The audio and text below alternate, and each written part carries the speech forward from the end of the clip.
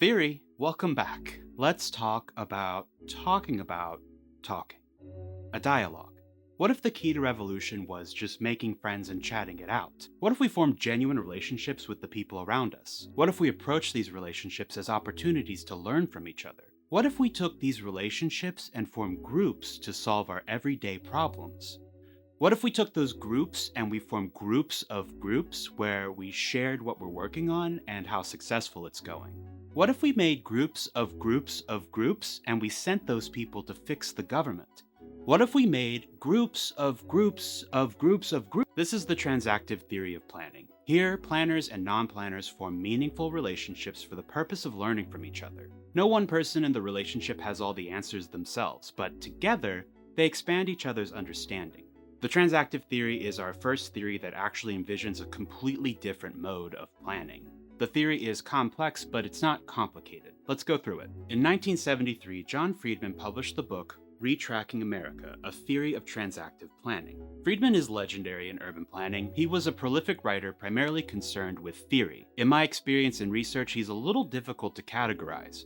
In 1973, John Friedmann was not especially far left, but he did move quite a bit further left over time. Sometimes he's grouped with radical planners, and sometimes he's grouped with more conservative thinkers. The latter is probably because his work inspired the most neoliberal theory, communicative planning. Retracting America came out the same year that Grabow and Heskin released the first radical planning theory paper. It was a big year for theory nerds. While he was writing this book, Norman Krumholtz and his planning staff in Cleveland were developing and testing the equity planning theory. However, they didn't release a document on their work until 1975, 2 years after Retracting America. Paul Davidoff's work on advocacy and pluralism had been out for 8 years prior to this book, but none of that work is cited within. I think it's safe to say that neither of those theories had much bearing on the development of transactive planning. Friedmann instead focuses on incrementalism and the starting point of all of these theories, rational comprehensive theory. Friedmann, like most planning theorists, was not a fan of rational comprehensive planning. Check out my video on that if you're unsure or don't remember what it entails. He describes rational comprehensive planners as arrogant shut-ins, disdainful of public opinion, which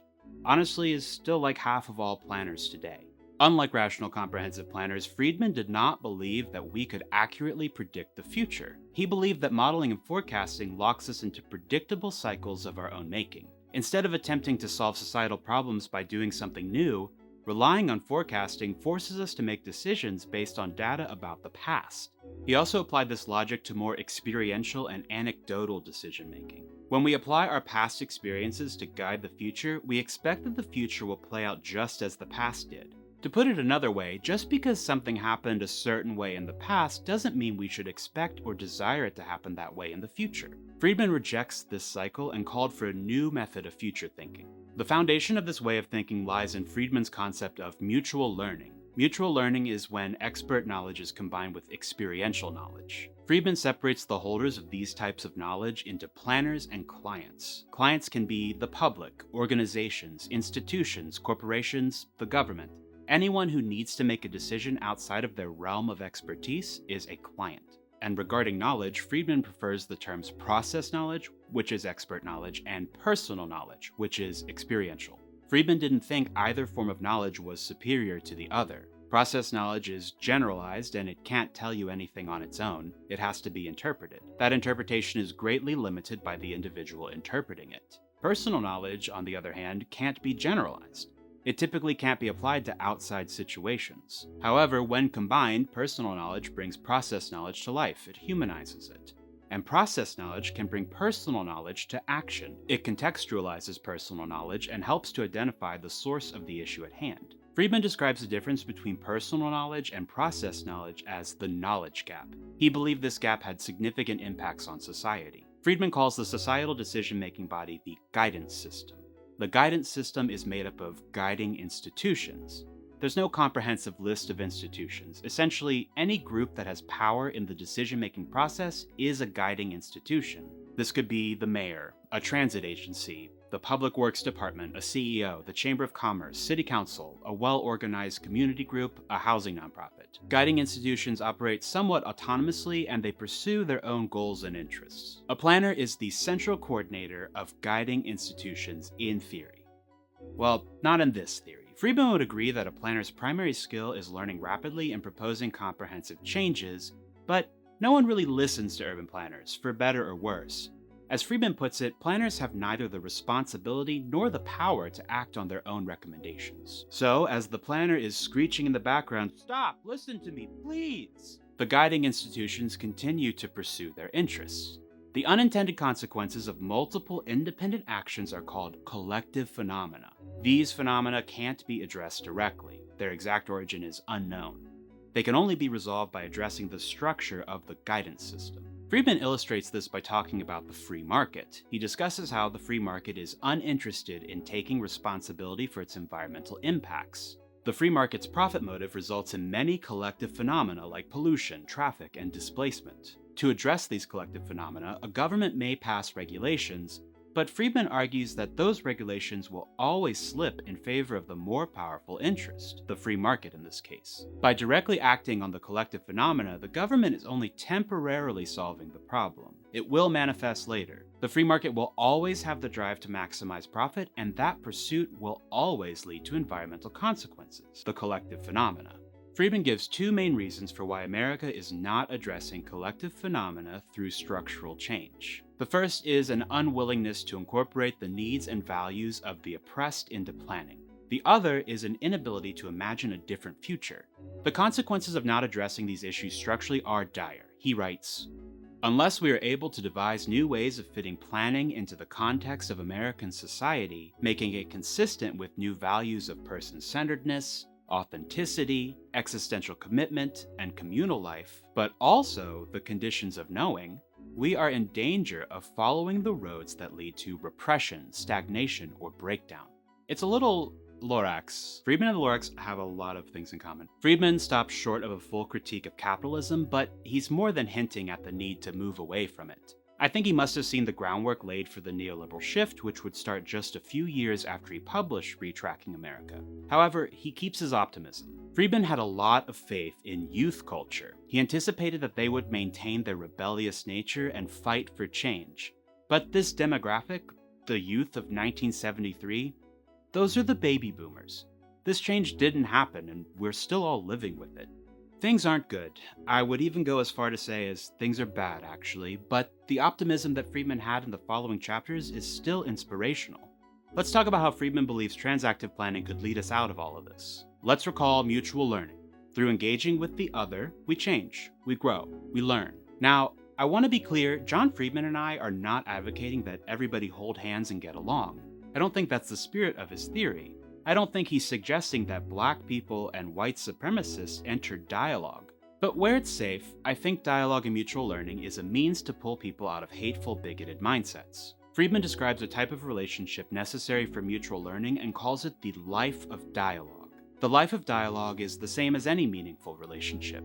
By engaging in the life of dialogue and building authentic relationships, we're able to learn from others and grow into more complete and knowledgeable people ourselves. Friedmann describes the life of dialogue like this: we can be open and alert to the other, whoever he may be. We can accept him as a person different from ourselves without being threatening or feeling threatened in turn. We can try to hold our intellectual, moral, affective, and empathetic states of being in mutual tension. We can accept conflict as an inevitable part of dialogue and not its termination. We can look for the patterns of shared interests.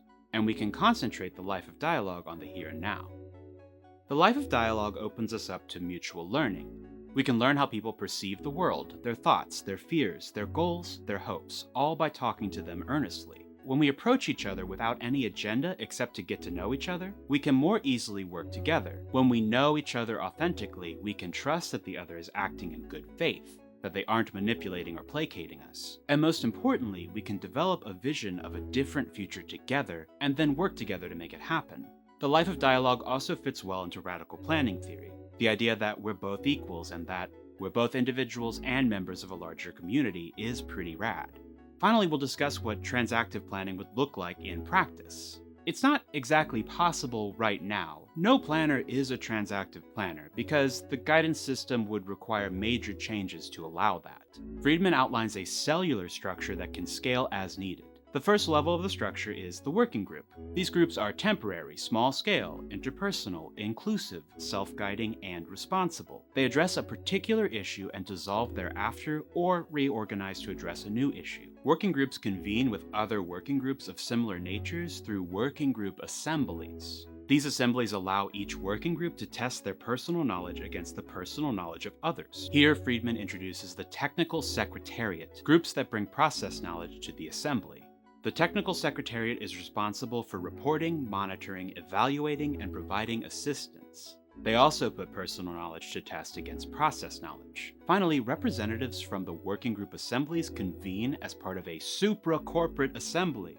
These are groups that take all of the knowledge gained from working groups and working group assemblies and apply it through structural changes. Mutual learning through dialogue occurs at all levels of this structure. Friedmann believed that children should be educated on transactive planning early, primarily through teaching them to value the process of interpersonal exchange and societal duty.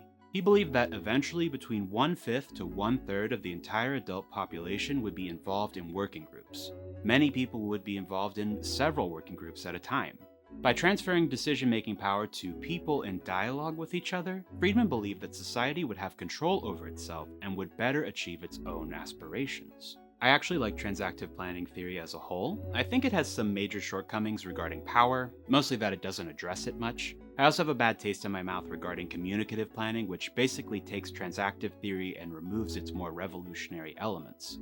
I think Friedmann offers a unique way to organize decision-making, and I do recommend that you read the book if any of this was interesting to you. So, in review, transactive planning theory is based on interpersonal relationships. It's concerned with significant structural change and driven by a desire to create a better world. Transactive planning theory is built on mutual learning, which combines process knowledge with personal knowledge. Transactive planning would be implemented through a hierarchy of working groups, working group assemblies, and supra-corporate assemblies. Transactive theory requires a re-education of the populace to instill the values of communication into society.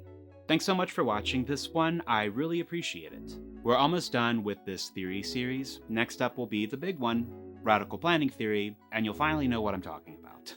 Please share this video if you think someone urgently needs to hear about the transactive theory of planning. Like and subscribe, and I'll see you later.